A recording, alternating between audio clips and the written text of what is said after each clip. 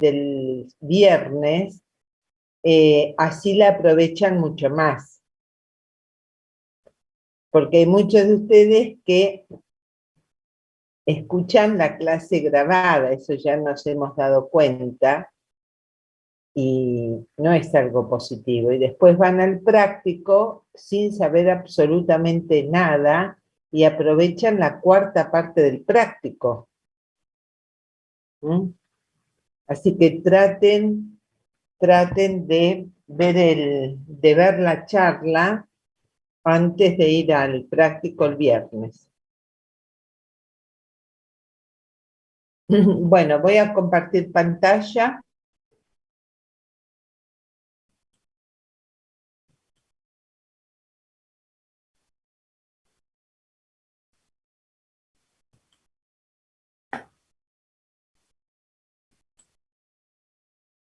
Bueno,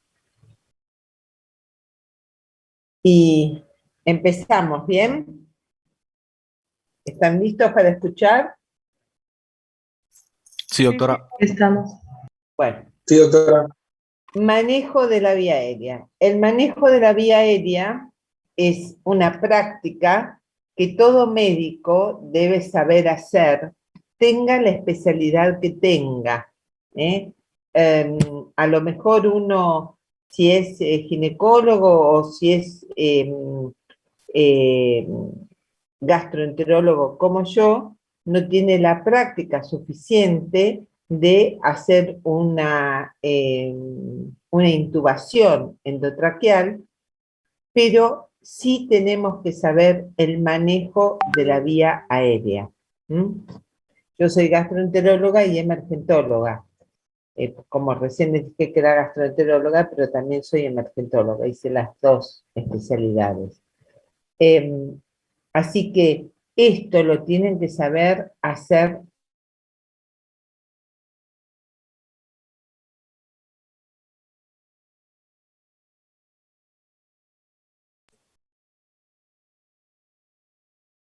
Doc, creo que se le cortó internet a mí. No, yo tampoco lo escucho. Se cortó, parece. No, es la profe.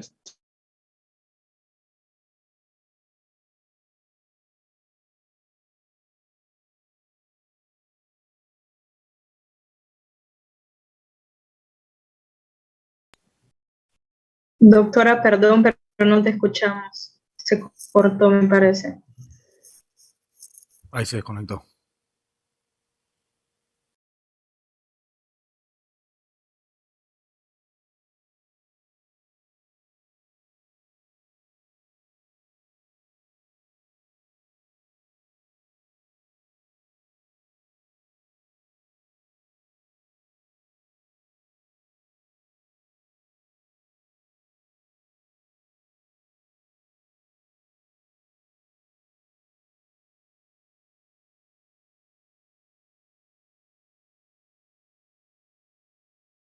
Sí, doctora. Sí, ahora sí. Todo, perdón. Voy a volver a compartir pantalla. Perfecto. Es que en un momento se le desconectó por ahí, es porque está con poco internet o algo así. Porque. Sí, no es el internet, es internet que me Bárbaro. están dando más. No, lo había abierto, cerró. Minuto, ¿eh?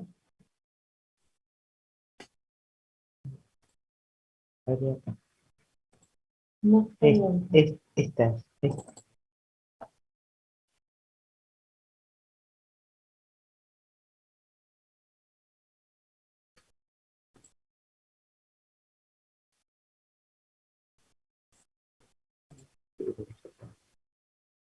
había puesto un chiquito.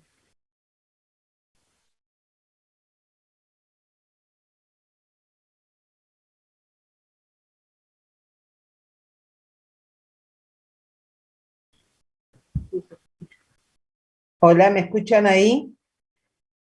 Hola, hola. Te escuchamos. Muy bien. Sí, doctora. Listo. Bueno, esta la vieron, ¿no? Esta también. No, profe. No, No, se solo cortó ni bien alcanzamos a ver la empezó. primera. Hola. ¿Esto lo escucharon?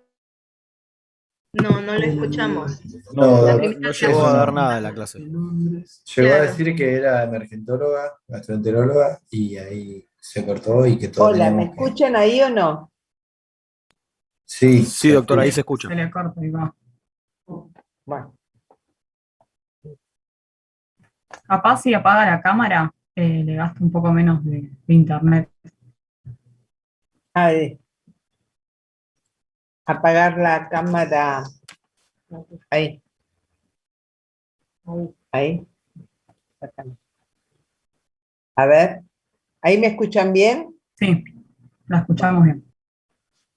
Bueno, siguiendo con la anatomía, entonces tenemos la base de la lengua, que es muy importante, y vean que la base de la lengua se va a insertar en el hueso, en el maxilar inferior. Esto es importante porque en todo paciente inconsciente, la base de la lengua va a obstruir la vía respiratoria. Entonces, eso es importante. Entonces, tenemos el paladar duro, el paladar blando, la nasofaringe, orofaringe y la laringofaringe. Y tenemos acá la glotis, las cuerdas vocales y la epiglotis.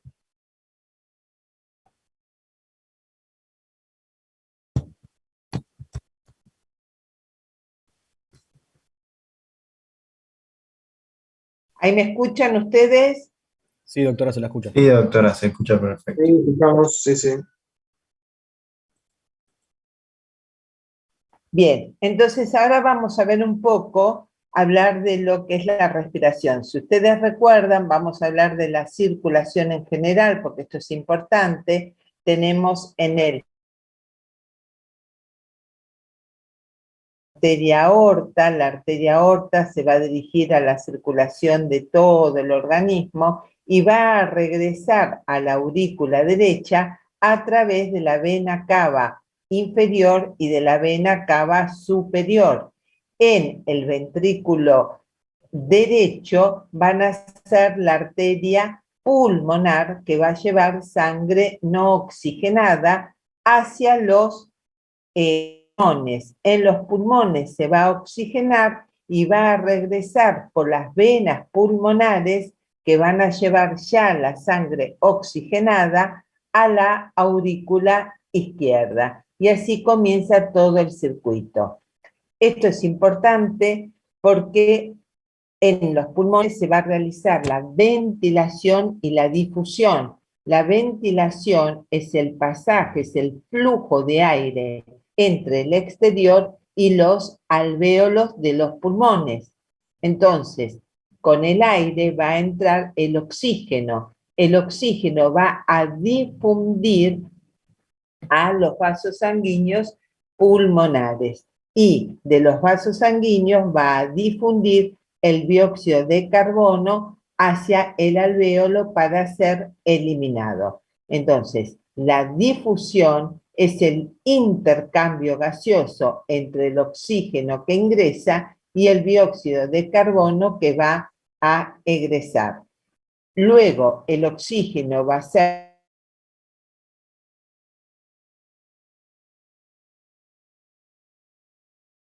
ir a todo el organismo. El oxígeno disuelto, que es el 3%, es el que va a ser la presión parcial de oxígeno, va a depender del oxígeno que está disuelto en el plasma, no aquel que está unido a la hemoglobina, que es el 97%. Acá vamos a ver los alvéolos, cómo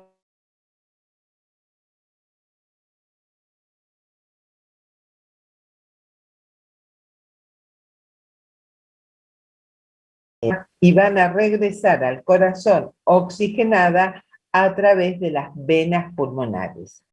La regulación de la respiración se hace de una forma involuntaria y de una forma voluntaria. La forma involuntaria va a depender de la corteza cerebral y de los núcleos que encontramos en la protuberancia, y la respiración voluntaria de la corteza cerebral y de la médula. Esto es para hacer un recordatorio de la fisiología del aparato respiratorio. Entonces, para el manejo de la vía aérea, lo importante es la permeabilidad de la vía aérea. Yo tengo que no tener la vía aérea, tiene que estar totalmente despejada para que pueda ingresar el aire en todo su trayecto. Tenemos que asegurar la ventilación a través de los dispositivos, tenemos que oxigenar adecuadamente dando oxígeno y tenemos que establecer una vía definitiva si así fuese necesario. Entonces, ¿cuáles son los dispositivos que vamos a usar en el manejo de la vía aérea? Tenemos métodos manuales y métodos no manuales. Ahora vamos a ver los métodos manuales y dentro de los métodos no manuales tenemos la cánula orofaringia, también llamada cánula de Guedel o cánula de Mayo. Después hay otros modelos que tienen así todas fenestradas, que es la de Berman.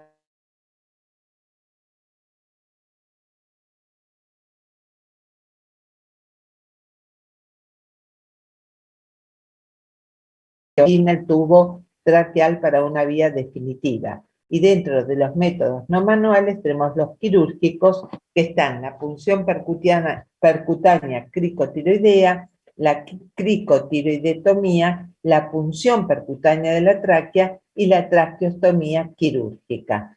Todos estos son los métodos para el manejo de la vía aérea que vamos a ver cada uno de ellos. Y en el práctico vamos a saber utilizar la cánula orofaringia y desde ya el tubo endotraqueal. Entonces, dentro de los métodos manuales tenemos la extensión de la cabeza y elevación del mentón. Esta es la maniobra de extensión de la cabeza y elevación del mentón que solamente la podemos realizar cuando sabemos que no hay lesión de la columna cervical. Si nosotros sospechamos lesión de la columna cervical, no podemos hacer esta maniobra y vamos a tener que hacer una tracción de la mandíbula. Anteriormente yo les dije que en un paciente inconsciente, la base de la lengua cae sobre el trayecto de la vía respiratoria y la va a obstruir.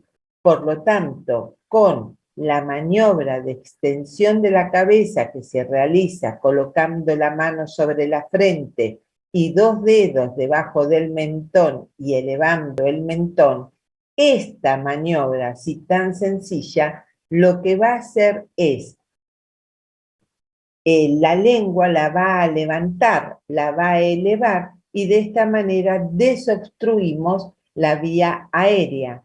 Este mecanismo se puede realizar, ¿por qué? Porque como dijimos, la base de la lengua está unida se inserta en la rama del maxilar inferior. Entonces, cuando hago el movimiento de elevar el mentón, voy a elevar la lengua. Esto lo tienen que miren cómo es, porque después en el práctico lo que hacen ustedes es colocar estos dedos no en la parte ósea, sino en el cuello. No, es un muñeco que vamos a trabajar, pero los 2 dedos van a estar bien en la parte ósea del mentón y la mano llena en la frente. Si nosotros sospechamos entonces que hay una lesión de la columna cervical, no podemos hacer este movimiento.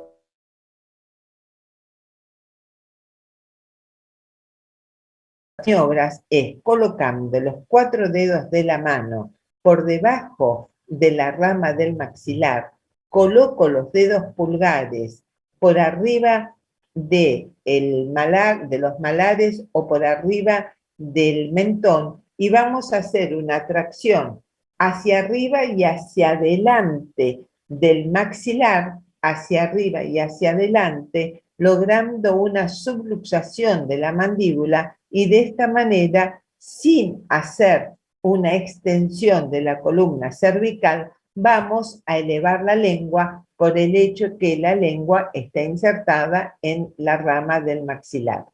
También otra maniobra, se puede colocar el dedo pulgar dentro de la boca y colocamos los otros dedos por debajo del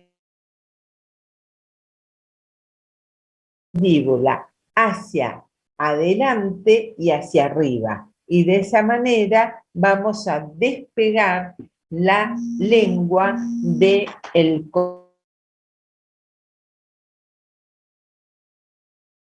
los dedos por debajo de la rama del maxilar. Esto también lo vamos a hacer en el práctico. Si nosotros tenemos un paciente inconsciente y cuando abrimos la boca vemos que hay un cuerpo extraño en la boca, se tiene que ver el cuerpo extraño, lo puedo sacar mediante la maniobra del barrido digital o maniobra de gancho. ¿Cómo es esto? Coloco un dedo pulgar por arriba de la lengua del paciente, los otros dedos por debajo del mentón y con el dedo índice de la otra mano me meto por la comisura labial y voy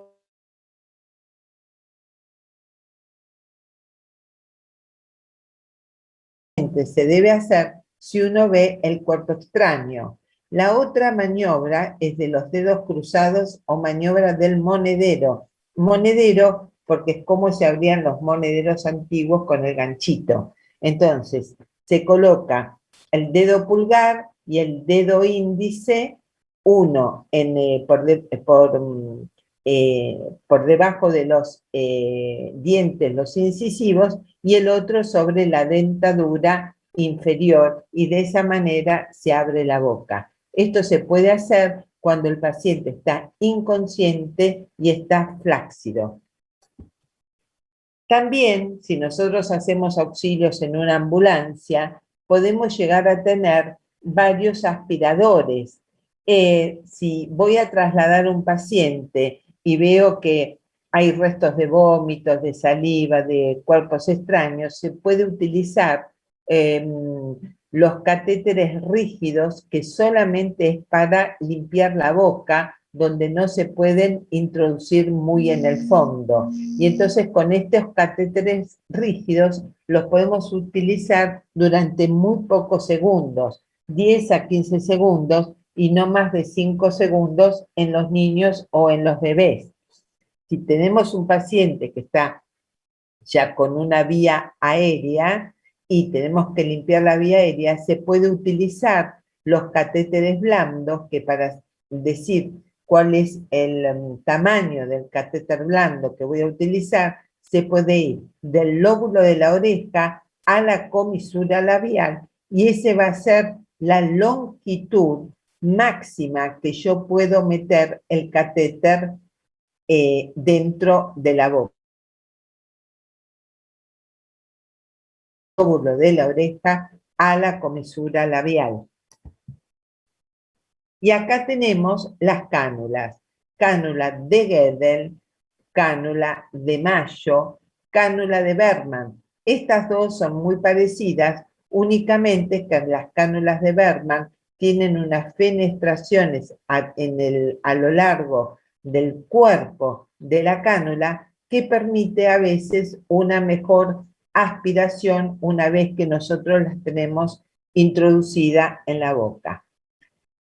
La cánula de Mayo se dice generalmente acá en la Argentina, pero en todas partes cánula de Gödel es lo que generalmente, internacionalmente,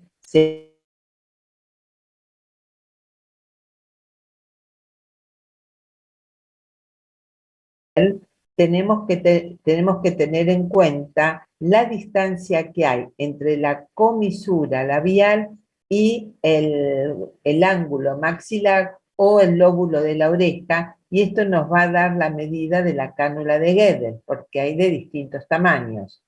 Y ¿Cuándo se utiliza? Se utiliza cuando el paciente está inconsciente. No se puede utilizar en pacientes que no están conscientes porque puede llegar a provocar el reflejo nauseoso o del vómito. Entonces, o tos. Entonces, esta cánula solo se utiliza en pacientes conscientes. Y acá, si uno utiliza el tamaño inadecuado, por ejemplo, si es muy chica, voy a hacer que la cánula me quede sobre la base de la lengua y voy a obstruir yo misma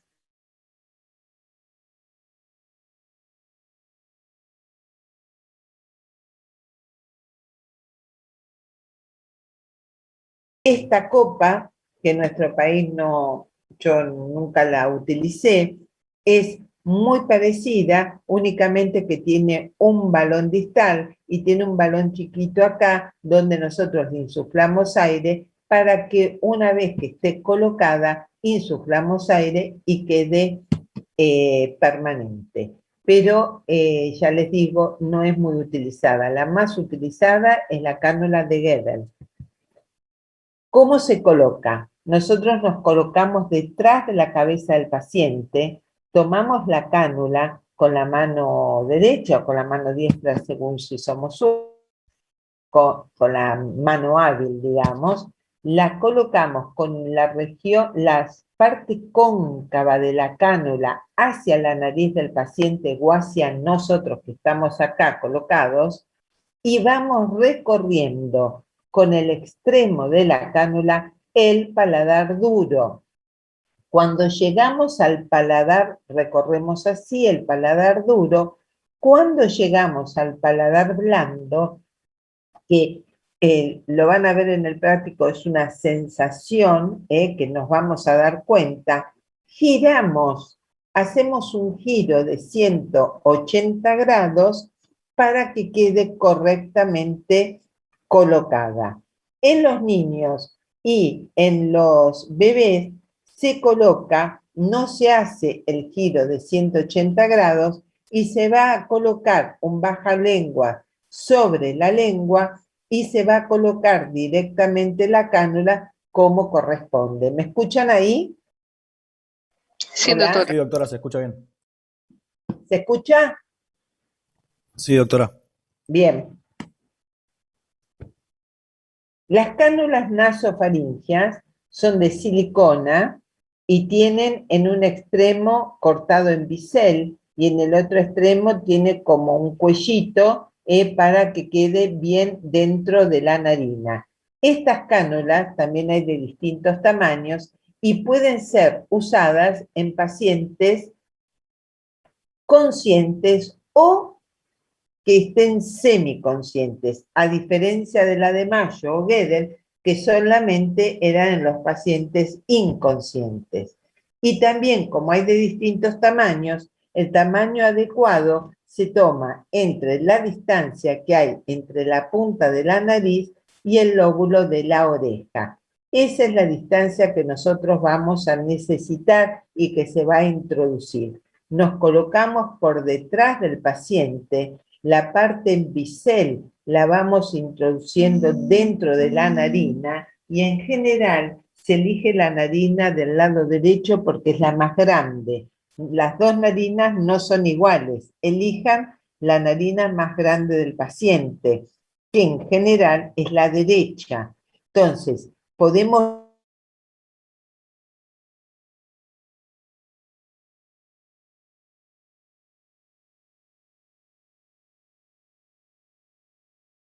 perpendicular sobre dentro de la narina y podemos ir girándola de a poquito hasta llegar a una obstrucción. Si el paciente no está inconsciente, aprovechar durante la inspiración del paciente para ir introduciendo la cánula. Y cuando está dentro, ya está totalmente introducida, lo que vamos a notar que el extremo en bisel, cuando está bien colocada, si el paciente abre la boca, lo vamos a ver cerca a la altura de la úvula.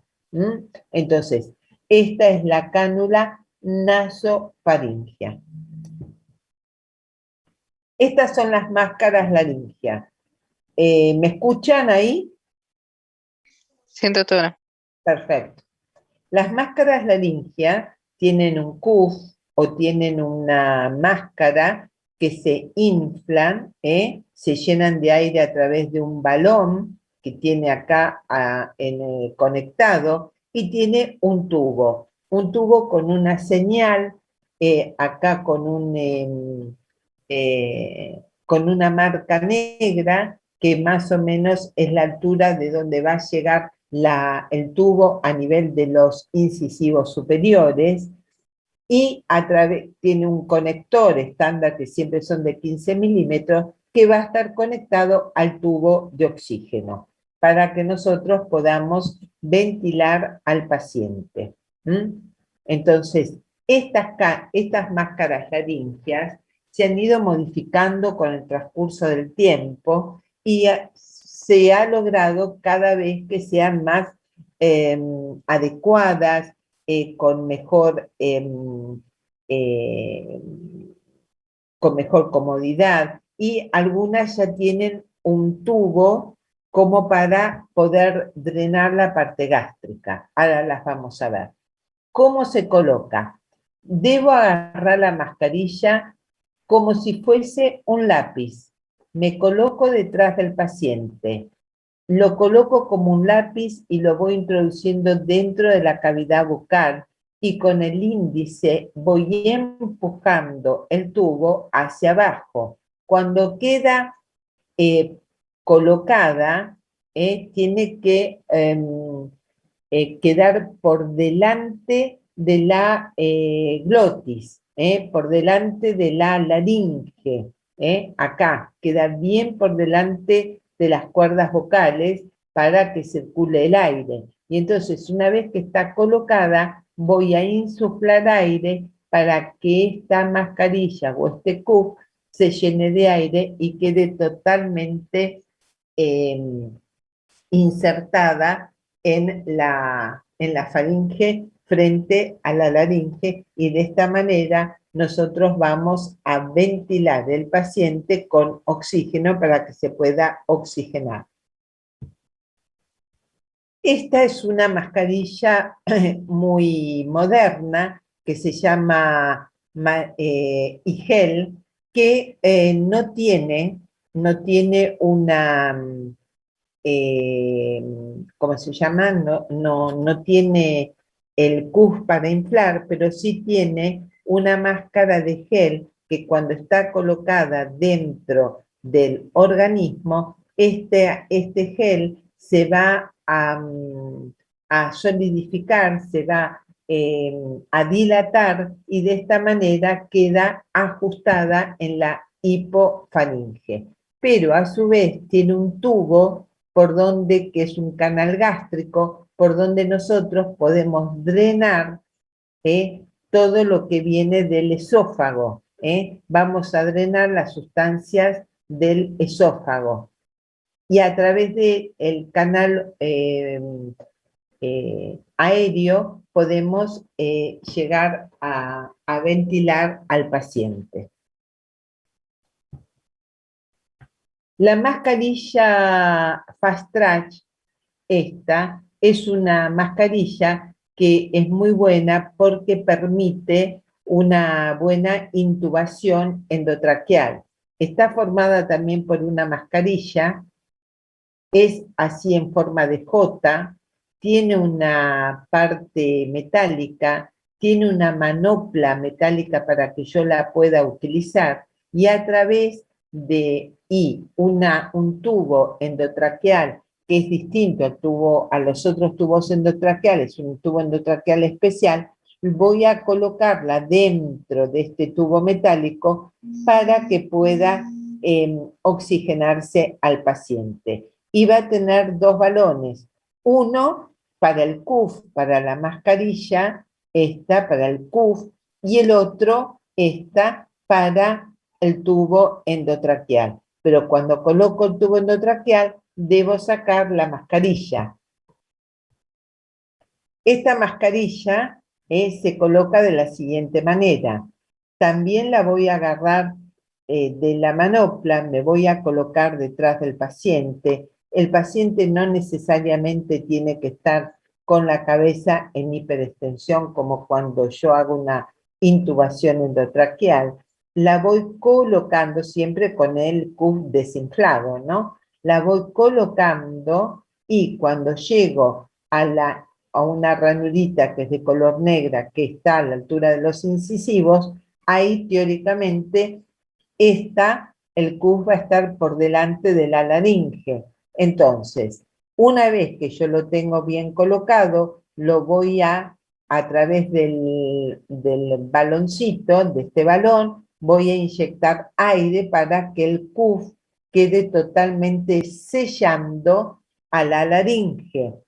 Pero luego con esto, que es un tubo estabilizador, lo coloco dentro, perdón, coloco el tubo endotraqueal, coloco el tubo endotraqueal. Una vez que coloco el tubo endotraqueal, entonces ahí coloco este tubo estabilizador dentro del tubo endotraqueal para llegar a sacar la mascarilla laringea. Entonces, saco la mascarilla laringea a través de ese tubo estabilizador, tengo que meter el dedo índice adentro para que el tubo endotraqueal que acabo de meter no se salga y me queda el paciente totalmente intubado.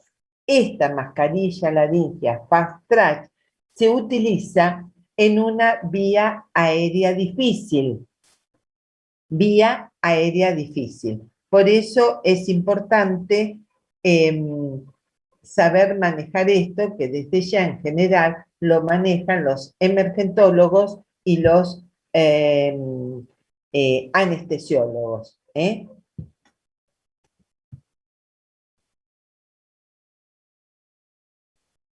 La vía aérea definitiva, saben chicos que creo que este es un resumen. ¿Me escuchan ahí? Sí. Sí, Bueno, sí, sí, se escucha. sí, me parece que el que tienen ustedes es un poco más largo, pero bueno, después veremos. La vía aérea definitiva es la colocación de un tubo en la tráquea en forma definitiva y lo puedo llegar a hacer por la vía nasal o por la vía oral. Si lo hago por la vía nasal es una intubación nasotraqueal y si lo hago por la vía oral es una intubación orotraqueal, pero las dos son intubaciones endotraqueales. Esto quiero que lo tengan claro, que no confundan la palabra endotraqueal con la palabra orotraqueal. Orotraqueal es a través de la vía oral, nasotraqueal, endotraqueal son las dos, cualquiera de las dos. La intubación orotraqueal o nasotraqueal es una vía aérea definitiva. ¿Por qué? Porque el tubo endotraqueal está en la tráquea, o también la cricotirotomía o la traqueostomía. Todas las otras vías con los otros dispositivos, máscaras laríngeas, falla track, cánula orofaringea, no son vías aéreas definitivas. La única vía definitiva es la intubación endotraqueal o cricotirotomía o traqueostomía. Por lo tanto, ven acá, o nasotraqueal, orotraqueal.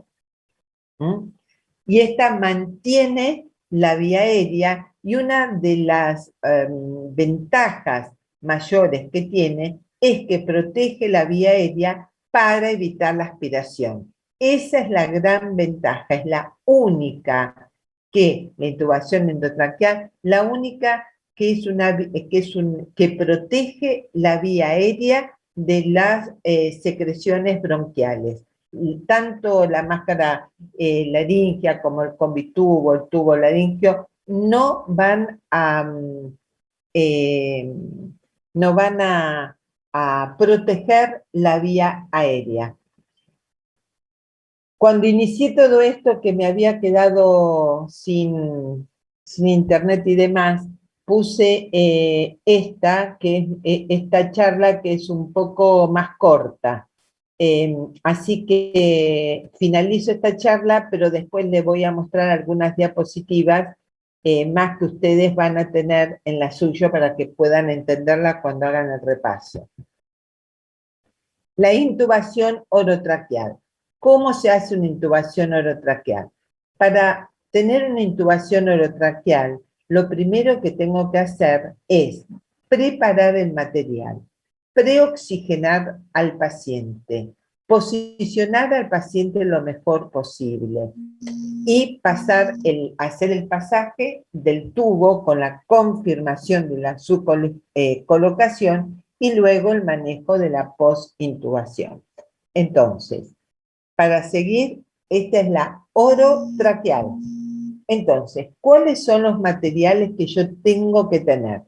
Tengo que tener el laringoscopio. El laringoscopio, hay laringoscopios de ramas rectas y laringoscopio de ramas curvas. El laringoscopio está formado por dos partes. Una parte que es el cuerpo del laringoscopio, por donde están acá adentro las pilas, y la rama del laringoscopio. ¿Cómo? Bueno, ahora vamos a ver cómo se coloca. Entonces, el laringoscopio, tengo que tener una pinza de Magil, tengo que tener jeringa, guantes, estetoscopios para verificar la colocación exacta del tubo endotraqueal, tengo que tener el tubo endotraqueal, tengo que tener el capnógrafo, un ambú y las guías, las guías endotraqueales. Entonces, vamos ahora a ver todo esto. El capnógrafo, chicos, ya se los comento que acá se ve muy bien. El capnógrafo es un instrumento, es un equipo donde lo que hace es medir la concentración final de dióxido de carbono en el final de la expiración. O sea, ¿cuál es la cantidad de dióxido de carbono que uno exhala en el final de la expiración? Y esto, en el capnógrafo, hay dos maneras que se puede ver. Uno, por la capnografía, que es a través de números, que lo normal es de 38. Y el otro es con el capnograma. El capnograma me va a dibujar unas figuras, que esta es la figura normal, ¿eh? Lo que está en celeste es lo normal. Y acá, en estos vértices, estaría indicado la concentración de dióxido de carbono en el final de la expiración.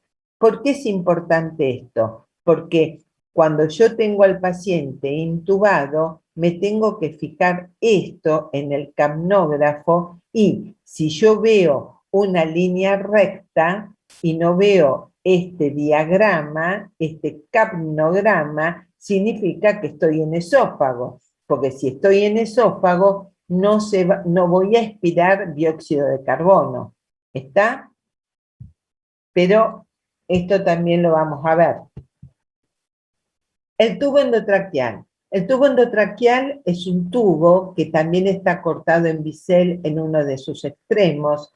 Tiene un balón, el cual vamos a insuflar de aire cuando está bien colocado, y tiene todas unas ranuritas en centímetros que van desde un extremo hasta el número más o menos 24, 25 en el otro extremo. Tiene un conector, un adaptador universal de 15 milímetros donde vamos a conectar el tubo de oxígeno y va a estar bien colocado más o menos cuando llegamos al número 22 o 23 a nivel de los incisivos. Estos tubos tienen distintos tamaños y el tamaño depende del diámetro interno, el diámetro interno del tubo, que en general de 7, 7,5 en las mujeres, y en los hombres es de 7,5, 8 u 8,5. A veces se coloca este mandril, esta guía, perdón, mandril no, esta guía, se coloca dentro del tubo cuando se dobla mucho y lo queremos dirigir un poco más. Aparte, si ustedes ven acá, tiene una línea azul, acá, esta línea, toda esta línea acá es una línea azul, que es una línea radiopaca. ¿Qué significa? Que cuando yo tengo al paciente intubado y una de las formas para saber si está bien intubado es hacerle una radiografía de tórax, voy a ver el tubo endotraqueal colocado porque tiene esta línea radiopaca, que es de color azul. ¿Y en qué posición tenemos que poner al paciente? Al paciente se lo coloca en la posición de olfateo. ¿Qué significa la posición de olfateo? La posición de olfateo es, yo tengo que tratar de alinear 3 ejes. ¿Qué son los ejes? Oral, el eje faringio y el eje laringio. Para lograr que estos 3 ejes estén alineados, debo colocar al paciente en decúbito dorsal con una almohadilla por debajo del occipucio de una altura entre 7 y 10 centímetros y a su vez voy a hacer una extensión de la columna cervical, una hiperextensión, y de esa manera voy a alinear los ejes oral, faringio y laringio. Esto me va a permitir una mejor laringoscopía. Miren acá como yo tendría que entrar, acá que me hace un ángulo recto, y cuando lo coloco en esta posición de olfateo, voy a tener una mejor entrada para la laringoscopía. Si el paciente es un paciente obeso, ahí estamos en problemas. En un paciente normal, si yo trazo la línea entre el esternón y el conducto auditivo externo, tiene que estar, o sea, si yo trazo una línea recta en el conducto externo del paciente hacia el cuerpo, tiene que estar a la altura del esternón. Por lo tanto, para que me quede esta línea entre el conducto auditivo externo y el esternón, tengo que elevar al paciente,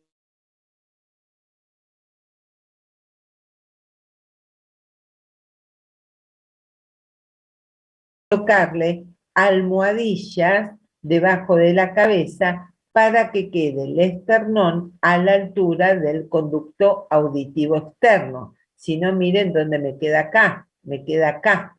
Entonces tiene que estar a esta altura. Esta es la posición correcta.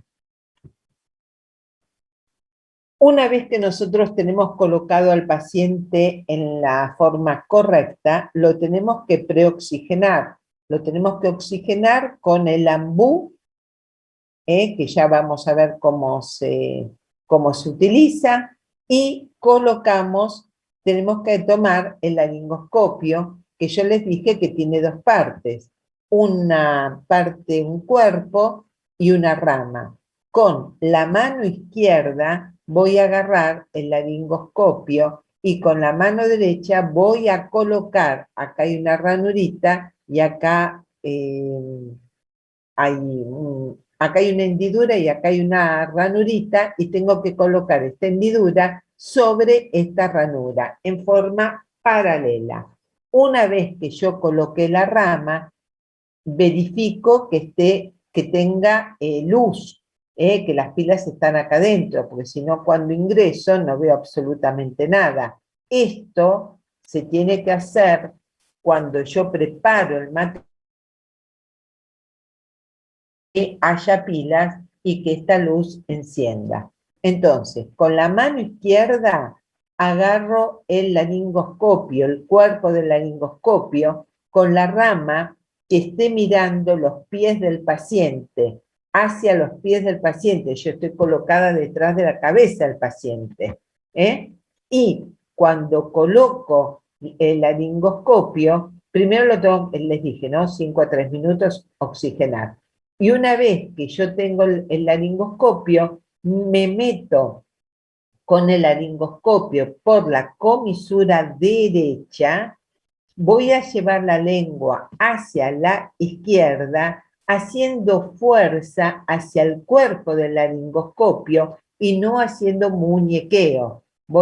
Me meto por la derecha del paciente, comisura derecha del paciente, voy a llevar toda la lengua hacia la izquierda y de esta manera voy a colocar el tubo. Cuando yo estoy haciendo la laringoscopía, les dije que hay ramas curvas y ramas rectas. Las ramas curvas en general se utilizan en los adultos y las ramas derechas en general se utilizan en los niños.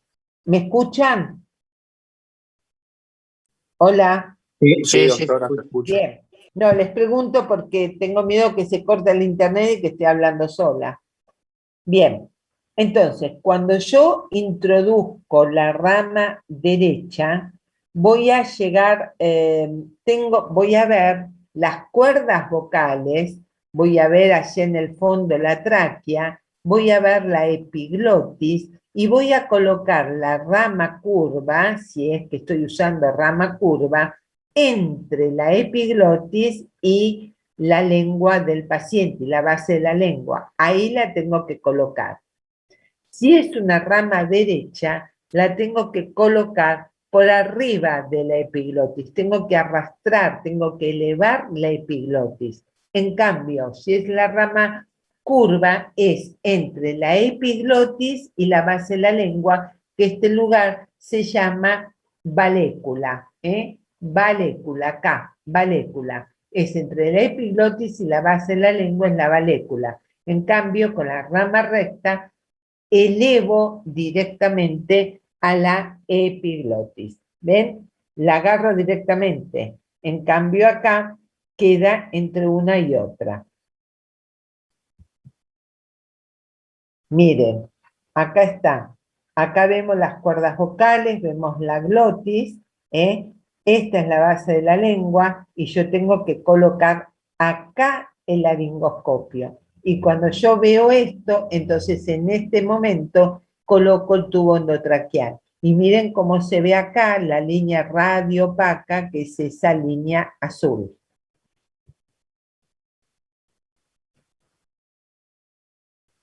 Cuando estamos haciendo una intubación endotraqueal, vamos a ver que se utilizan maniobras de manipulación externa de la laringe para lograr varias cosas. Una es para lograr una mejor laringoscopía y poder ver mejor la glotis. Y la otra es para tratar de evitar la regurgitación gástrica. Entonces, una es la maniobra de Selig, que la maniobra de Selig es colocando, que generalmente lo hace un ayudante, colocando el dedo pulgar, el dedo índice, que agarra el cartílago cricoides. El cartílago cricoides está debajo del cartílago tiroides, que es el de la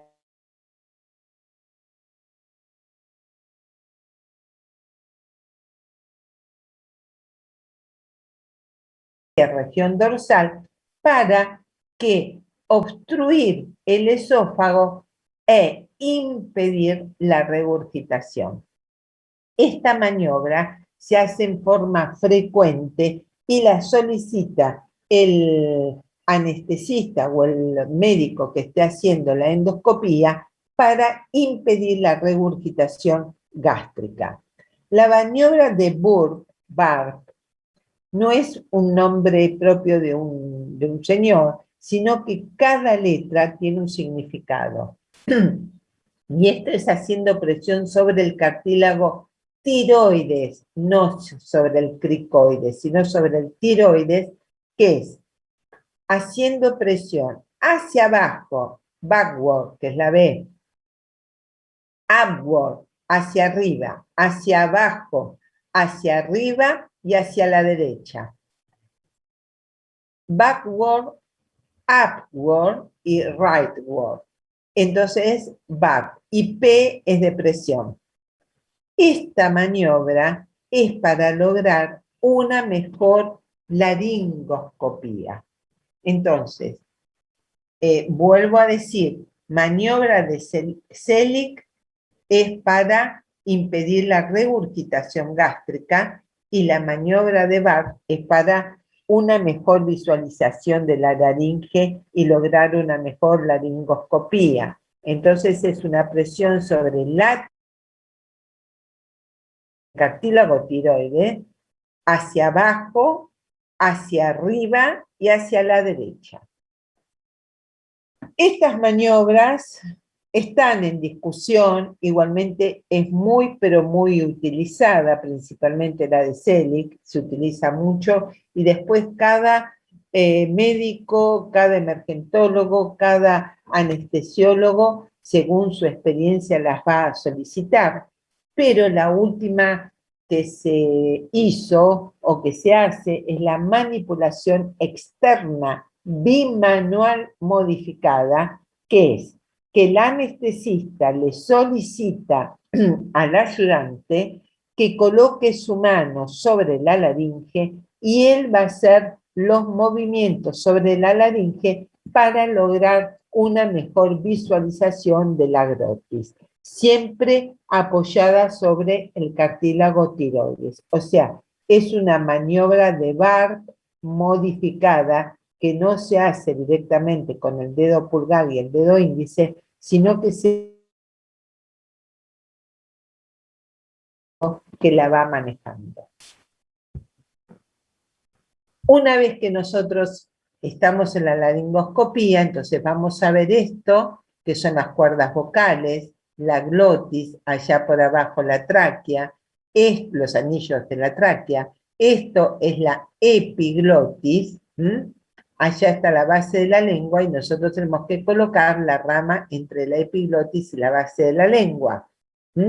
Acá se ve bien. Cuando nosotros vemos esto, es espectacular, y con la mano derecha, como yo estoy sosteniendo el laringoscopio con la mano izquierda, con la mano derecha voy introduciendo el tubo endotraqueal y lo tengo que meter acá. Entonces voy metiendo y lo meto dentro de la glotis. Una vez que yo lo tengo, el tubo endotraqueal en la glotis, tengo que fijar al tubo endotraqueal.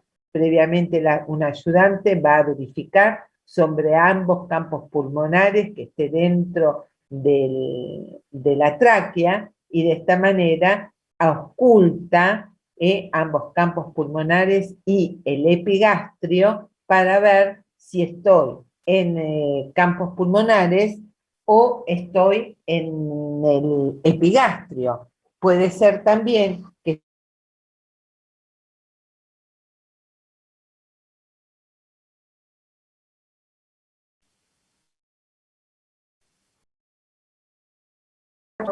y no quedó por arriba en la carina para que ventile para poder oxigenar a los dos pulmones. Entonces, esto es importante, que el tubo endotraqueal tiene que quedar a la altura de la carina, que es donde se divide la tráquea en los dos bronquiofuentes. Entonces, importante ocultar. Si yo veo que estoy conectada, que si yo veo que estoy en la tráquea, voy a fijar con tela adhesiva el tubo endotraqueal. ¿Ven? El tubo endotraqueal tiene que quedar a la altura de la carina, por arriba de la carina. La carina es donde se divide en el bronquio derecho y bronquio izquierdo. Si yo me metí dentro del bronquio derecho, ¿por qué? Porque el bronquio derecho es mucho más vertical y más largo, entonces me meto directamente acá y solamente va a expandir el pulmón derecho. Entonces retiro un poco el tubo endotraqueal para que quede por arriba de la carina. El bronquio izquierdo es más perpendicular, es más así de tipo horizontal, este es más vertical y este es más horizontal, más corto, y generalmente cuando uno intuba, uno se va al derecho. Por eso también los cuerpos extraños, cuando uno aspira a cuerpos extraños, en general se obstruye el bronquio o los pulmones derechos y no el izquierdo, por la anatomía. Acá ustedes ven bien, si nosotros vemos el perfil, en los hombres se ve mejor que en las mujeres, tenemos el cartílago tiroides, que es la nuez de Adán, acá, cartílago tiroides, el cartílago cricoides, cartílago cricoides, acá, y cartílago tiroides. Entre el cartílago tiroides y el cartílago cricoides queda un espacio, que en ese espacio está la membrana cricotiroidea. Entonces, si nosotros lo vemos anatómicamente, tenemos el cartílago tiroides, que es ese que sobresale más, el cricoides por abajo y la membrana cricotiroidea. Recuerden que cuando hacemos la maniobra de Selig, apretamos el cricoides hacia región posterior para impedir la regurgitación, y con la maniobra de Barb apretamos el cartílago tiroides hacia abajo, hacia arriba y hacia la derecha. Esta membrana es importante, que está entre las dos, y se elige porque es una membrana generalmente avascular. Entonces, cuando nosotros tenemos una obstrucción o una ruptura de laringe, se puede utilizar esta punción para inyectar aire, se llama punción cricotiroidea. En general se utiliza cuando hay una obstrucción laringea. Entonces, se coloca al paciente en decúbito dorsal, me coloco por detrás de la cabeza, tomo una jeringa con un Avocat 14, 16, según el paciente. Voy a colocar el Avocat, voy a introducir el Avocat en la membrana cricotiroidea con una inclinación de 45 grados para meterme directamente en la tráquea. De esta manera, si yo coloco la jeringa, cuando hay aire, el émbolo de la jeringa se va a levantar solo porque hay aire. Yo hice la punción y el émbolo va a salir solo por el aire que tengo. Y entonces, a través de eso voy a hacer una inyección de oxígeno durante 1 segundo y la expiración que dure 4 segundos.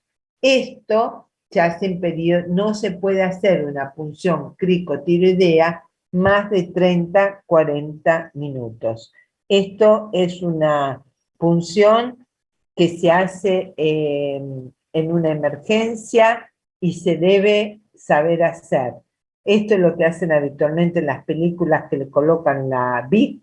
Hace poco vi una película que hacían esto. Era una película media cómica, pero bueno, hicieron esto, es común que lo muestren colocando un tubo cualquiera. No hagan eso nunca, pero esto se puede hacer en situaciones muy especiales en forma prehospitalaria, pero nunca más de 30-40 minutos. La traqueostomía. La traqueostomía es colocar un tubo dentro de la tráquea directamente, lo que es una intervención ya quirúrgica y permite una aspiración adecuada, permite una ventilación mecánica y puede mantenerse durante un tiempo prolongado. ¿Cuándo se indica? Cuando hay un traumatismo laríngeo, desde ya, cuando hay cuerpos extraños laríngeos, una epiglotitis, que no puedo llegar a introducir el tubo endotraqueal, cuando hay un edema muy importante de la laringe, cuando hay neoplasia laringea o cuando hay una estenosis laringea o subglótica. Por lo tanto, en estos casos la indicación es la lo tienen en el que les va a venir, este era un resumen, la tienen la percutánea y la quirúrgica, que ahora cuando terminamos acá se las voy a mostrar. La percutánea se hace entre el segundo y tercer anillo traqueal y la quirúrgica un poquito más abajo, en general el tercer, cuarto anillo traqueal. Pero se está eligiendo últimamente hacer la percutánea porque es mucho más barata, o sea, es menos costosa, es más fácil, se puede hacer en la unidad coronaria, en una terapia intensiva, no es necesario trasladar al paciente a un quirófano y se hace rápidamente en manos expertas. Una vez que nosotros ya conocemos el manejo de la ventilación, tenemos que saber, bueno, ahora tenemos que oxigenar al paciente, le tenemos que dar oxígeno. ¿Y cuáles son los dispositivos que vamos a utilizar? Bueno, dentro de los dispositivos tenemos sistemas de bajo flujo y sistemas de alto flujo. Dentro de los sistemas de bajo flujo tenemos la cánula nasal, la mascarilla, cánulas nasales, la mascarilla simple, la mascarilla con reservorio. Y dentro de los sistemas de alto flujo tenemos la mascarilla de Venturi y la cánula nasal de alto flujo o la carpa de oxígeno. ¿Qué diferencia hay en un sistema de bajo flujo o de alto flujo? Es que el gas que proporciona el equipo de bajo flujo es insuficiente, por lo que el paciente toma aire atmosférico y el flujo de oxígeno inspirado es siempre variable. Va a depender de la mecánica del paciente, de la anatomía del paciente y del patrón respiratorio. En cambio, cuando es por un sistema de alto flujo, todo el gas que respira el paciente lo aporta el mismo equipo y el flujo inspiratorio de oxígeno es preciso, es regular y vemos exactamente la cantidad de oxígeno que le estamos dando al paciente y es independiente del patrón ventilatorio del paciente. O sea, que en el de bajo flujo sí es importante el patrón y la anatomía del paciente, en cambio en el de alto flujo es totalmente independiente y yo sé exactamente qué cantidad de oxígeno le estoy dando. Y acá se mezcla aire y oxígeno por el efecto Venturi, que ya lo vamos a ver. Entonces, la cánula. Nosotros tenemos la cánula de oxígeno. La cánula de oxígeno tiene acá dos... bueno, no me sale. Dos tubitos chiquitos para colocarlos dentro de las narinas. Se coloca esto por arriba de los lóbulos de las orejas y tiene la gran ventaja que el paciente puede hablar, puede comer, puede toser. Es cómodo, es una situación cómoda, pero lógicamente no se puede poner en todo tipo de pacientes. Son pacientes que en general no están graves, son pacientes con insuficiencias respiratorias, pero leves. Y lo importante es, ¿qué flujo yo tengo que administrar cuando utilizo una cánula nasal? Cuando uno tiene un tubo de oxígeno, hay un flujómetro. Un flujómetro es que yo elijo la cantidad de litros por minuto que le voy a dar al paciente. Y cuando es una cánula nasal, puedo darle entre 1 y 5 litros por minuto, no más. En general se utiliza 3 litros por minuto. En general, el más usado son 3 litros por minuto, que me va a dar un 32% de fracción de oxígeno inspirado. Entonces, si ustedes ven, con 1 litro por minuto doy 24% de una fracción de oxígeno inspirado. Con 2, 28, 32, 36, 40. Si ustedes se fijan, cada litro que aumento, voy a aumentar un 4%. Pero siempre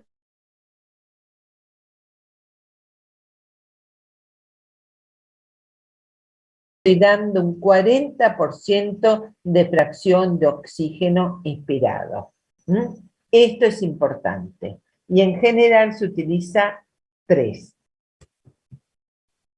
Si yo tengo una mascarilla, voy a llegar a un 60%, pero no puedo utilizar 2 o 3 litros por minuto. Tengo que utilizar entre 5 y 8.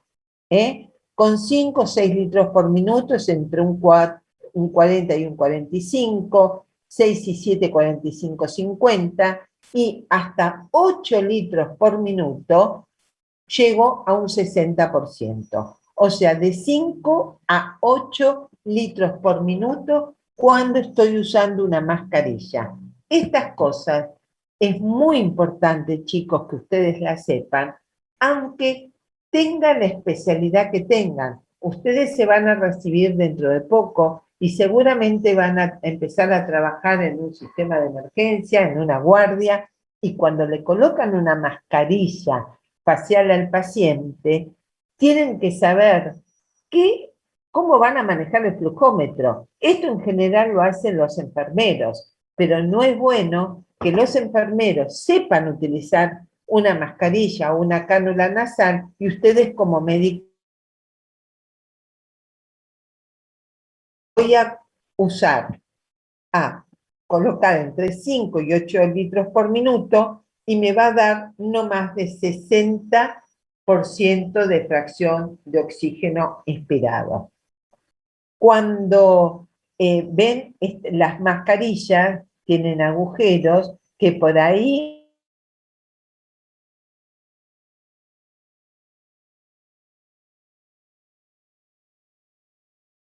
estas mascarillas, cuando yo la quiero utilizar con el ambú, lo tengo que sostener de una manera haciendo el C y el E, que lo vamos a ver más adelante, o el B y el E, pero lo vamos a ver más adelante. La máscara facial con reservorio. La máscara facial con reservorio, que también es de bajo flujo, tenemos una mascarilla simple, pero que está conectada al oxígeno por un lado. Y esta está conectada a una bolsa reservorio. Como esta bolsa reservorio también tiene oxígeno, porque le va a entrar oxígeno, no puedo utilizar poco oxígeno, tengo que utilizar mucha cantidad de flujo. Entonces tengo que administrar más de 8 litros por minuto. Y en general se administran entre 10 y 15 litros por minuto. Estas son las que se utilizan cuando hay patologías graves, porque yo le estoy dando gran cantidad de oxígeno, gran cantidad de oxígeno.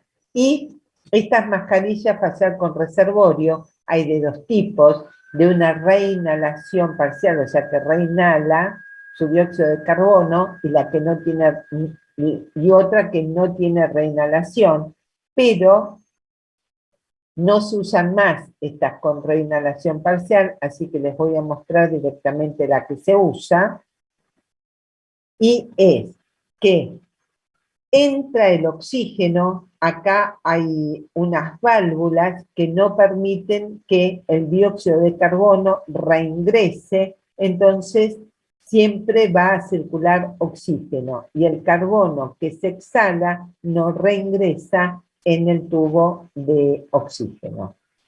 Estas máscaras faciales con reservorio son las que se utilizan, por ejemplo, en una intoxicación por monóxido de carbono. Cuando yo tengo una intoxicación por monóxido de carbono, donde el monóxido de carbono tiene 250 veces más afinidad por la hemoglobina que el oxígeno, entonces, de la única manera que yo puedo sacar el monóxido de carbono es compitiendo con el oxígeno. Para eso le tengo que dar gran cantidad de oxígeno y utilizo esto, las máscaras facial con reservorio para darle gran cantidad de oxígeno, llegando a un 100%, dándolo a un 10 y 15 litros por minuto. Después tenemos la administración de alto flujo, donde dijimos que es independiente. ¿Me escuchan, chicos? ¿Hola? Sí, doctora. Bien, perfecto. Está la máscara de Venturi, donde la administración de alto flujo es por un sistema de administración de alto flujo, donde acá es independiente del patrón respiratorio y de la mecánica del paciente, y la fracción de oxígeno inspiratorio va a ser siempre igual, no es variable, va a ser siempre la misma. ¿Y en qué consiste estas máscaras de Venturi? Nosotros tenemos una mascarilla simple, con agujeros también para que salga el dióxido de carbono, y tenemos estos dispositivos que pueden ser usados en forma individual, donde tienen colores distintos y cada color representa la cantidad de oxígeno que le estoy yo dando al paciente. Por ejemplo, el celeste es el que doy un 24% y acá lo tengo que colocar a 2 litros por minuto. El que más se utiliza es el de 35%, donde estoy con un 8 litros por minuto, y cuando doy a 15 litros por minuto, llego a un 60%. O sea, cada color me va a decir qué cantidad de litros por minuto le tengo que dar al paciente, y la administración de oxígeno va a ser la adecuada. 2,24 hasta llegar al 15, que son 60. No más de 60% de oxígeno. Esta es en forma individual. Si no hay otra, que es más de tipo universal, donde yo acá tengo que regular la cantidad de litros por minuto que le voy a dar al paciente. Por ejemplo, acá tengo el 35 y tengo que darle 8 litros por minuto, como esta, lo tengo que regular. Esto se llama caudalímetro, caudalímetro. Y acá, ¿qué es lo que pasa? Acá voy a estar yo administrando oxígeno, y acá hay unas ventanas por la cual va a entrar oxígeno de la atmósfera al 21%, y se va a mezclar, y esto es lo que le va a llegar al paciente. Entonces, desde la fuente de oxígeno se envía el gas, llegando en chorro, o sea, en jet flujo, pasando por un orificio estrecho, lo cual, según el principio de Bernoulli, provoca una presión negativa. Y entonces esa presión negativa es la responsable que a través de esas ventanas se aspire aire del ambiente. Entonces, esto es así, que pasa por un lugar muy estrecho, y entonces estas ventanas hacen que entre oxígeno al ambiente también que aspira el paciente. Esto se llama máscara facial tipo Venturi por este motivo, porque pasa por un lugar estrecho y de esta manera se mezclan los dos flujos.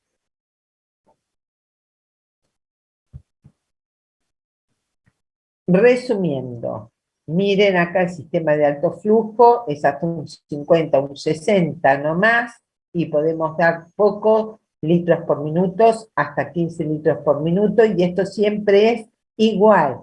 Con 8 litros por minuto siempre es 35, y con 15, 50, 60. Las de bajo flujo, recordemos, la cánula era de 1 a 5 y no es más de 40. La máscara de oxígeno simple, tengo que empezar entre 5 y 6 litros por minuto, no más de 8 y logro un 60%. Con la máscara de oxígeno con reservorio, entre 8 y 12, 15 litros y puedo llegar hasta un 100% de oxígeno.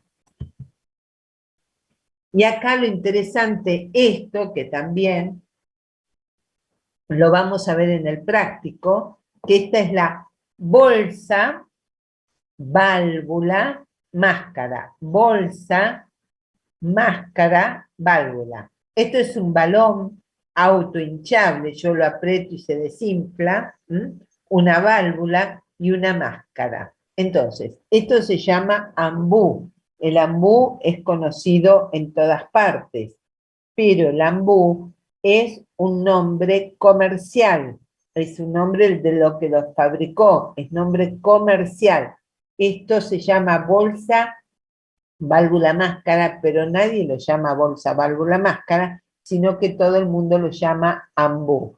Y ambú tiene el significado en inglés de Airborne Max Bunny Unite, o, bueno chicos, yo leo muy mal el inglés, pero tiene el significado de unidad de bolsa y máscara para la vía aérea, o aire manual para la ventilación de urgencia, como ustedes quieran.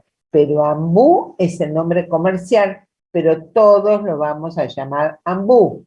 Es muy, muy común y todo médico debe saber utilizarlo, porque esto se utiliza en un paro cardiorrespiratorio o se utiliza en la guardia o en una ambulancia. Entonces, vamos a ver, en épocas de COVID, en esto también tengo para mostrárselos en el práctico, se utiliza este filtro EPA, que es para, es un filtro para que no pase el virus del COVID-19. Se coloca entre la mascarilla y la válvula. Se coloca acá, ¿ven? Acá está bien colocado. Entonces, si uno utiliza este tipo de ambú, siempre tiene que estar en épocas de COVID-19 este filtro EPA, porque con esto hay mucha aerolización. Miren acá que tiene una toma para el oxígeno, esto es importante. Y cómo cuando está colocado en el paciente, se puede colocar así, que cuando hay dos, ¿no? Dos que intervienen, una vez que uno pone la mascarilla, se coloca los dedos pulgares en formas paralelas y los otros dedos por debajo del maxilar. Esto no está bien, la forma es en C y en E. A ver si lo vemos acá. Entonces, acá vemos todo lo que está formado por el balón, esta es la bolsa, que hay que unirla, este es el tubo para el oxígeno, la mascarilla y las cánulas, y siempre con guantes. Entonces nosotros tenemos, este es el balón. ¿Qué pasa? Si yo utilizo el balón solo, solamente el balón, voy a estar enviando un 21% de oxígeno. ¿Por qué? Porque es el aire ambiente. Está acá, yo tengo la mascarilla, no tengo la conexión con el oxígeno, tampoco con la bolsa reservorio, y le estoy administrando al paciente 21%, que es la cantidad de oxígeno que hay en el aire ambiente. Si yo utilizo la mascarilla, pero le coloco el tubo de oxígeno, voy a estar dando entre un 40 y un 60% de oxígeno. Y si yo lo coloco completo, mascarilla y el tubo de oxígeno acá y la bolsa reservorio, llego a un 100% de oxígeno con 15 litros por minuto. Este balón, por ejemplo, acá tiene una, a ver, como un, ay, no me sale, como un mango donde yo coloco la mano por debajo para agarrar mejor al balón.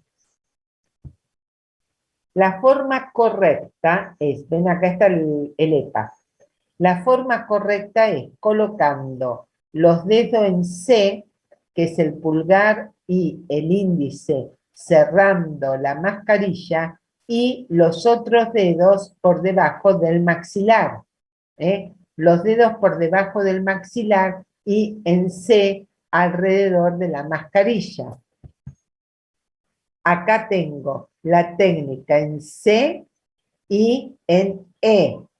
Si somos dos, si hay dos utilizando el ambú, uno se coloca detrás del paciente haciendo las dos manos en C y las dos en E, y el otro va a insuflar el balón. Y si no, es en B y en E. Coloco los pulgares en forma paralela y los otros dedos por debajo del maxilar. Siempre se coloca la mascarilla, primero la parte nasal y luego la parte bucal.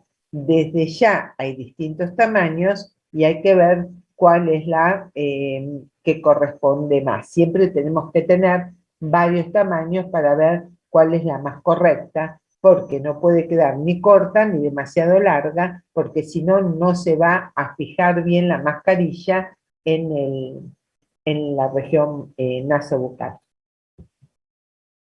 Bueno. Acá, por eso le digo, esta era para los guardavidas. Pero les voy a decir algo importante. Esto no lo tienen ustedes en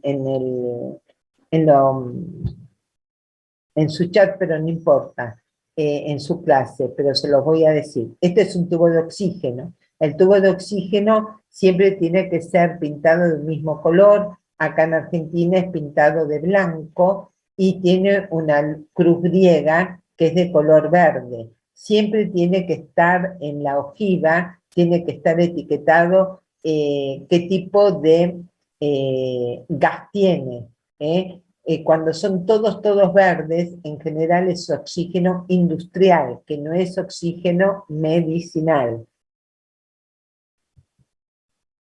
Y hay distintos tamaños de oxígeno. En general los que se utilizan en los paros cardiorrespiratorios son los oxígenos que se llaman D y que más o menos tienen 360 litros y duran aproximadamente 3 horas si uno los utiliza 2 litros por minuto, pero si uno los utiliza solamente duran 24 minutos.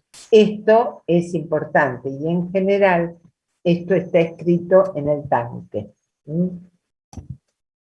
Ven acá, los tanques de oxígeno en general tienen un flujómetro que va de 2 litros a 15 litros por minuto, y es esto lo que yo tengo que regular.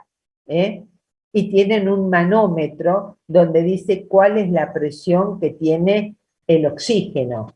Y en general está también con el flujómetro, hay una botella humidificadora. ¿Por qué? Porque el oxígeno es seco. Entonces hay que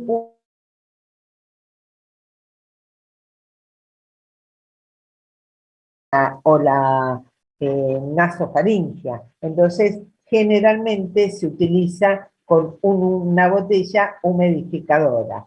Hay distintas formas de flujómetros, algunos son así cilíndricos y otros son así redondos. Ven que acá el tubo es de color blanco, pero nunca confiarse por el color, siempre tiene que estar etiquetado. Ven acá el flujómetro cilíndrico y acá está bien redondo y dice qué cantidad de litros por minuto yo le voy a administrar al paciente. Y este es el humidificador. Entonces, yo tengo que saber, acá está el grande, acá está el chiquito, cuánto oxígeno hay en los tubos. Entonces, esto, para saber cuántos litros hay en los tubos, una manera es, si el tubo está completamente lleno, es muy fácil. Se pone, ¿cuál es la capacidad del cilindro? Que ahí lo dice. ¿Qué capacidad tiene? Por ejemplo, el D, que se utiliza generalmente en los paros cardiorrespiratorios, en forma ambulatorio, tienen 360 litros.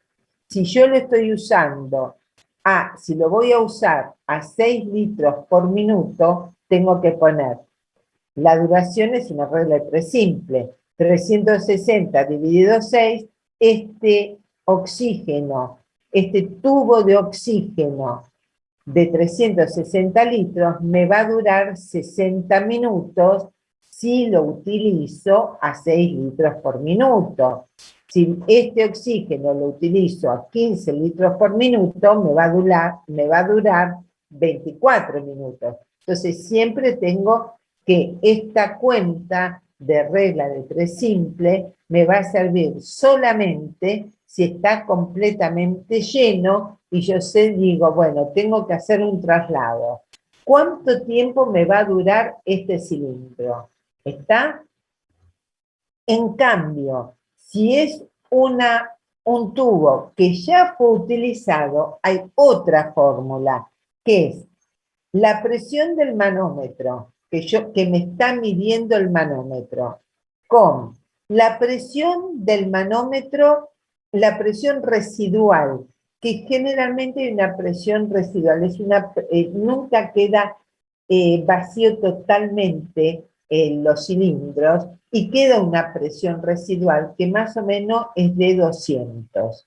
Y cada tubo tiene un índice fijo, y hay una tablita que dice cuál es el índice de cada tamaño de tubo. Agarremos el D, que es un índice que ya está fijo, matemático, que es de 0,16. Entonces, si yo tengo un tubo de cilindro D, el manómetro de ese cilindro que ya estuvo usado me marca 1900.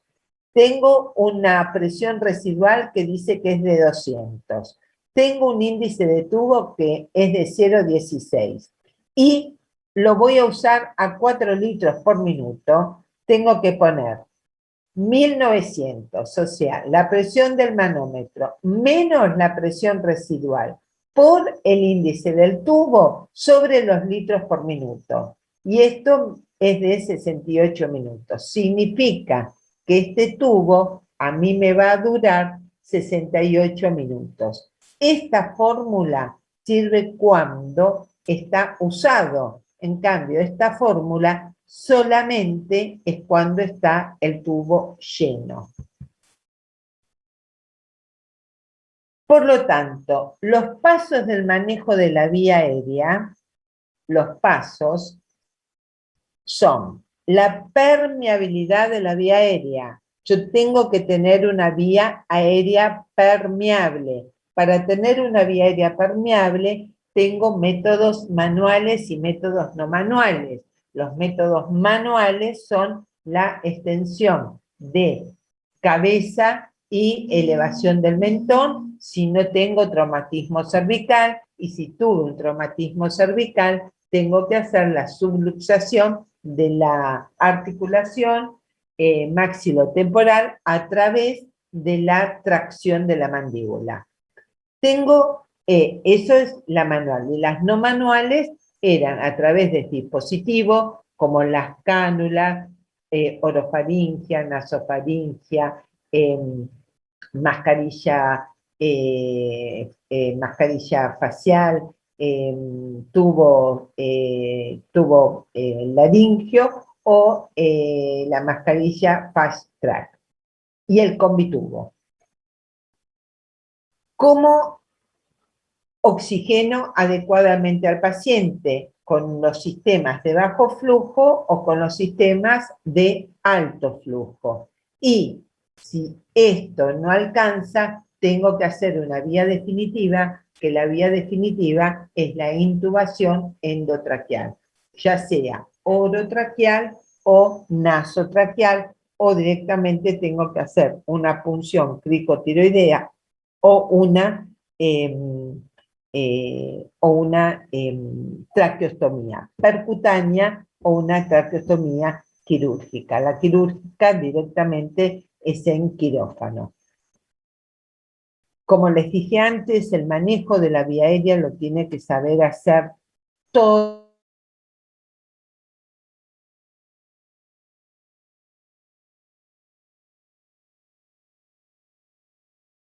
Manejar el ambú, porque es muy importante, porque está en una guardia, está en una ambulancia, y es necesario que todos lo sepan hacer. Y el manejo de los distintos dispositivos, y traten ustedes como médicos que se van a recibir, traten de hacer siempre en lo posible talleres de manejo de vía aérea. Cuando yo era joven no existían estos talleres porque no había muñecos ni nada, así que practicábamos como podíamos, generalmente con cadáveres y demás. Hoy es mucho más sencillo, es mucho más práctico, y traten de hacer cursos, tengan la especialidad que tengan, porque hacer RCP y manejo de la vía aérea, todos lo tienen que saber hacer. Bueno, este terminó, pero les pido disculpas si ustedes me... ¿qué hora es, chicos? A ver. Ah, pero estamos re bien. 9:20. Estamos bien, estamos bien.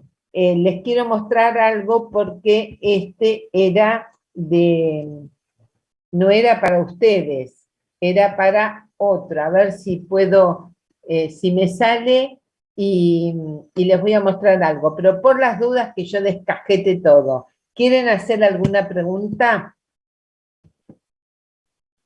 Por mi parte no, Doc. ¿Alguno quiere hacer alguna pregunta? No, Doc, por mi parte no. Bueno, voy a tratar a ver de sacar esto, a ver cómo lo hago. A ver, este era. Esperen, ¿eh? ¿Este lo ven? No, No, no. Acá... Tiene que dejar de compartir el Power actual, doctora. Ahí, espera, ahí va.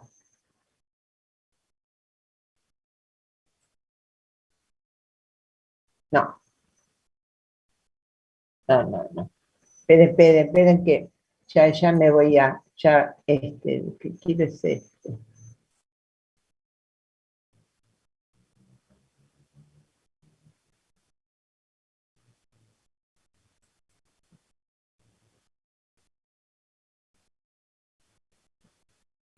Ahí, va.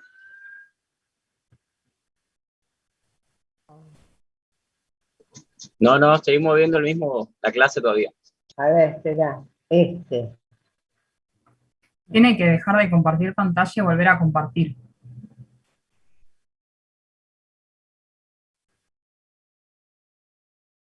Y este, a ver.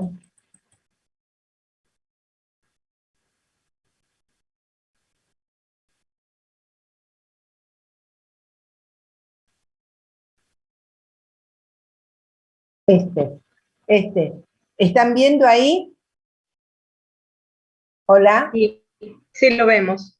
Exacto, este era el que yo quería. Bueno, ¿se acuerdan que yo le dije que acá es para agregarle algunas cosas? ¿Se acuerdan de la máscara laringia? Que les dije que tenía un cup y un tubo y que había muchos modelos. Este es el modelo más sencillo. Esta es la forma de colocarla, que ya la hablamos. Esta es otra, es esperen que lo voy a poner en grande, ¿eh? Ahí. Esta es la Procial, que es de una segunda generación, donde tiene un tubo, pero aparte tiene un tubo de drenaje. Este es conector para la vía aérea uno es conector de la vía aérea y el otro es el tubo de drenaje esofágico, ¿eh? Y el CUF es un poco más sólido para un mejor sellado de la hipofaringe. Y acá ven cómo lo están colocando, con el dedo ayudando a colocar el tubo. ¿Ven? Este es otro, es la mascarilla laringea Supreme, que tiene una forma curva y donde los dos tubos están uno al lado de otro. Por supuesto, no es que están mezclados adentro, son independientes, pero uno está al lado de otro, que uno es para el tubo de drenaje y el otro es para el oxígeno, para el tubo de oxígeno. Este es de otra generación y tiene esta forma como curva para una mejor inserción. Y este es el que les dije, que es con gel, que con el calor del cuerpo se va a dilatar y permite un buen sellado de la hipofaringe y no necesita un balón para poder inyectar aire en el CUF. Este ya lo habíamos visto, este lo vimos. Este es el tubo laringio, ¿me escuchan, no?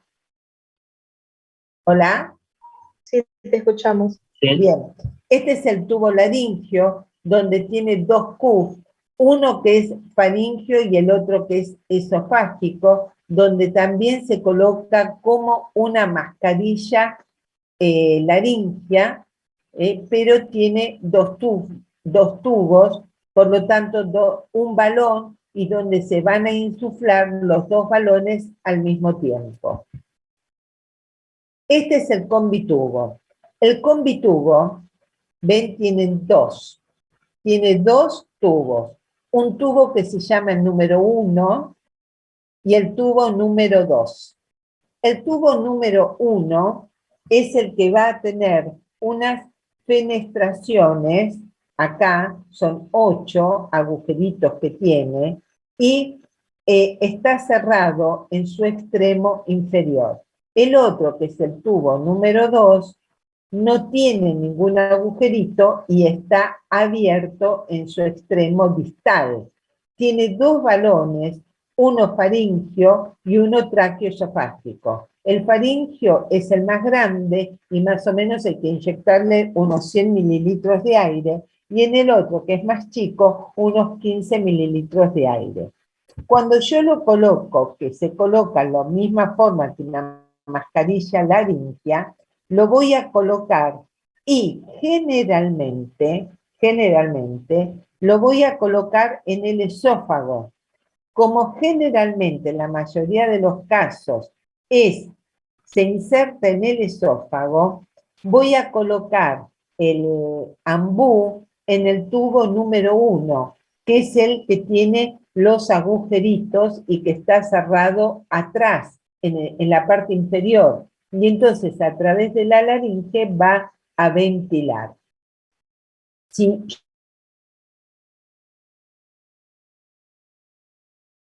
un problema, significa que estoy ventilando con el tubo número 1 y estoy en esófago, pero estoy ventilando la parte respiratoria.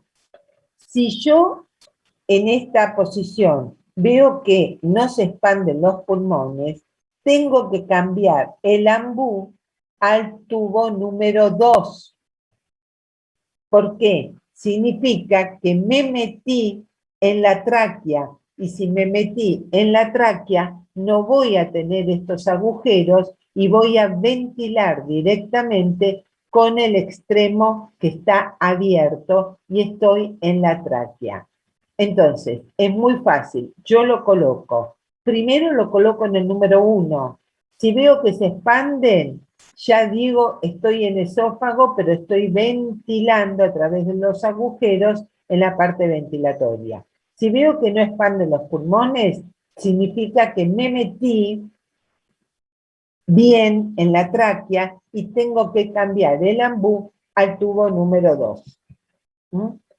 Así es esta situación. Esto se utiliza muy poco tiempo y no más de 2 horas, porque provoca retención de dióxido de carbono y es muy dañino porque tiene los 2 balones. Y bueno, y esto ya se los dije, así que el resto ya lo vieron todos. Déjenme ver algo de... esto, bueno, es el camnógrafo, que acá tienen toda la explicación, porque esto ustedes lo van a tener. Yo esto ya se los expliqué. Acá tienen la intubación nasotraqueal. La intubación nasotraqueal es colocándome detrás del paciente y voy a colocar el tubo nasal dentro de la narina, generalmente de la narina y lo puedo hacer en forma ciega o con con el instrumento, con la pinza de Magil, lo puedo estar ayudando, o con un fibroscopio, con un laringoscopio.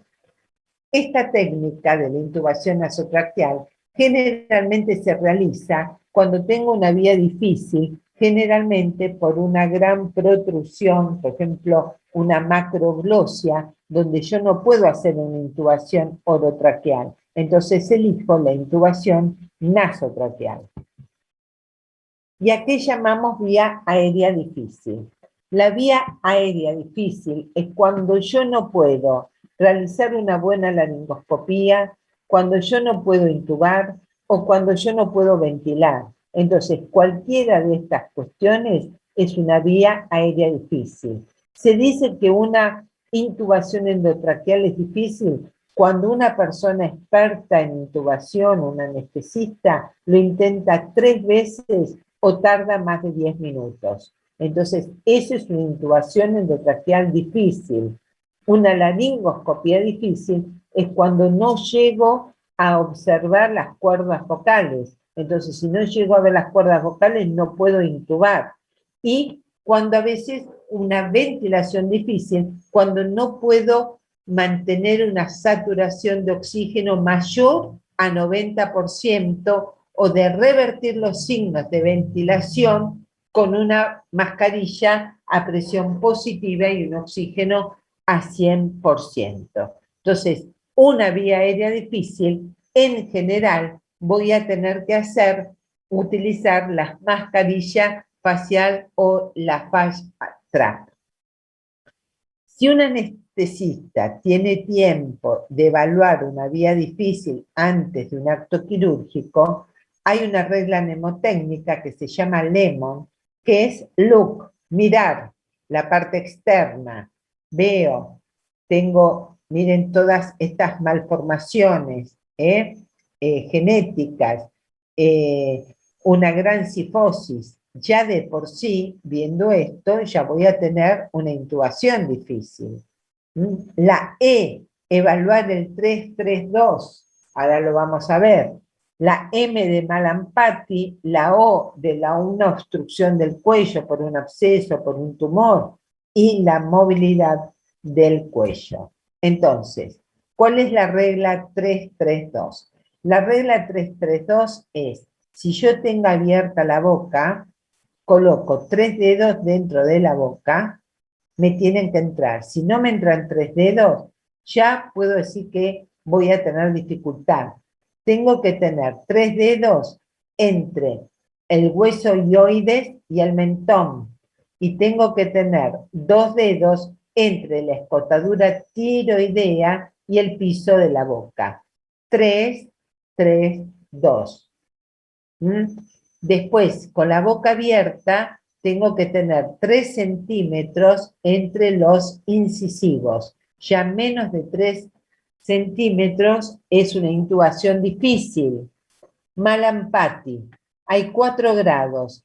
Cuando el paciente está sentado con la boca abierta y hiperextensión, yo tengo que observar la base de la lengua, la úvula y los pilares. Si yo veo que la úvula se ve poco, veo apenas los pilares, ya es de grado 2, que tengo una dificultad.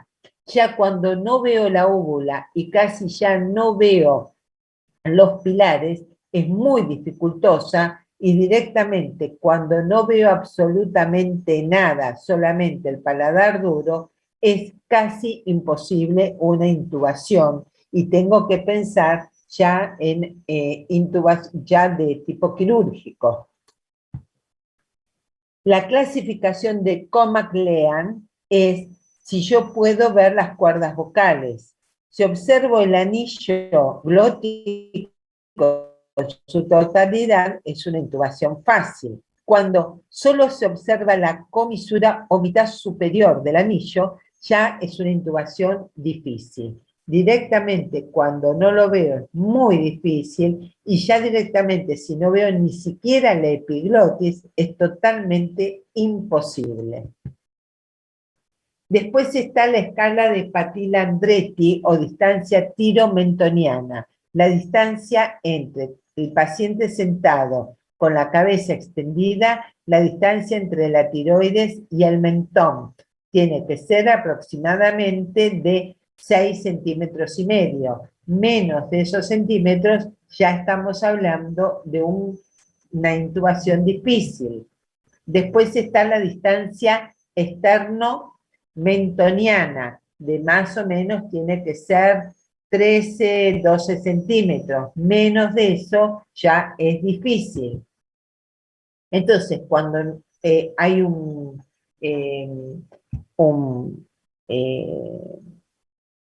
una forma donde uno tiene que evaluar una vía aérea difícil. Y en general, entonces dijimos que, por ejemplo, una vía difícil cuando se tarda más de 10 minutos o más de 3 veces. Entonces, en general, se empieza a ventilar con balón, se utilizan dispositivos supraglóticos como la mascarilla, el tubo laringio o el combitubo, y se va pensando de hacer una ventilación ya de tipo quirúrgica.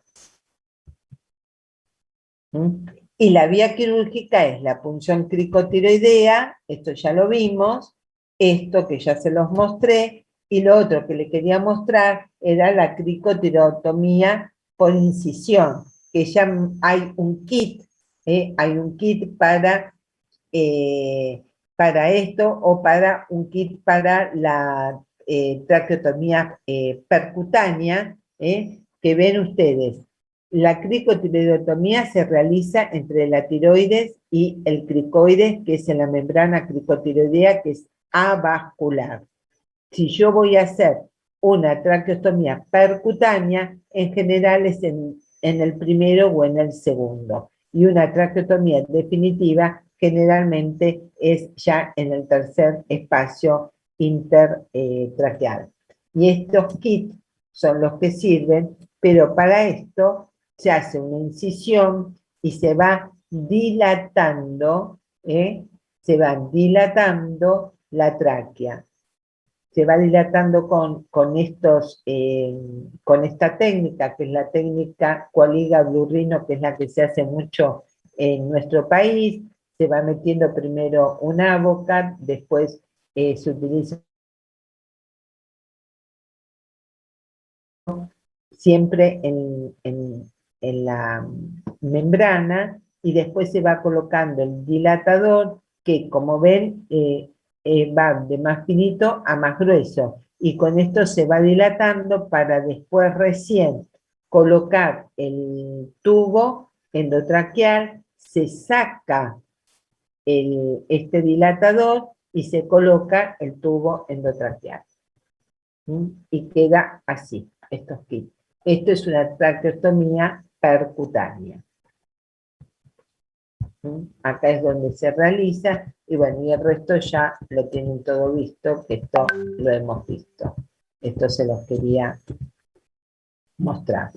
Bueno, chicos, ahora sí, disculpen esta desprolijidad que tuve, pero bueno, me equivoqué de Power. El que ustedes tienen es este, por eso quería mostrarle lo de la vía aérea difícil. Chicos, ¿tienen dudas? No, doctora, gracias. ¿Nadie tiene dudas? Muchas gracias, doctora. Por mi parte, no. Bueno, el viernes nos vemos en el práctico entonces. Dale. Traten de leer la clase porque si no, no la aprovechan. ¿Escucharon? Perfecto. Traten, por favor. Yo entiendo, es un rato que la tienen que leer, porque si no, no van a aprovecharla, no me van a poder hacer preguntas, porque desconocen todo. Yo sé que la mayoría no escuchó la clase y después la van a ver grabada. Pero es un error. Bueno, chicos, saludo a los chicos de La Rioja y un gusto siempre estar con ustedes. Gracias, doctora. Espero que la puedan aprovechar.